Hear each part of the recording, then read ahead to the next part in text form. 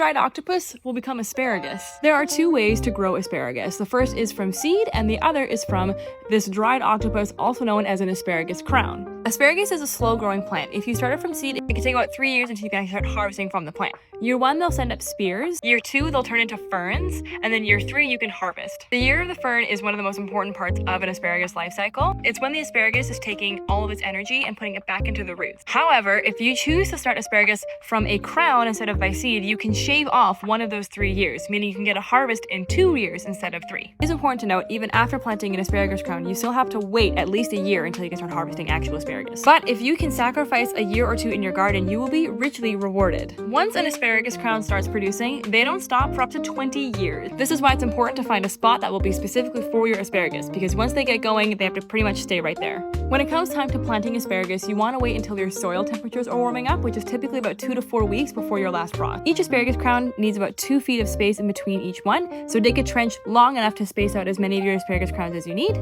You'll create a small hill or a little mound in the trench, and you'll place your asparagus crown on top of the little mound with the tentacles or the roots spreading away. We also recommend adding in some compost or fertilizer so it's right there and ready for the plants when they start growing. Next, you will bury them up, mark them where they are, and wait until the harvest is ready.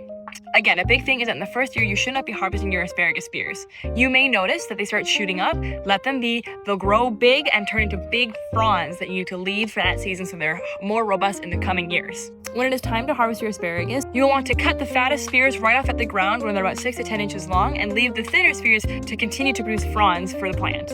If you are wanting to grow asparagus in the coming years and you want to shave down some of those extra years, West Coast Seeds carries asparagus crowns in their catalog. When you place an order of live goods with West Coast Seeds, we will ship them out according to the frost dates in your area.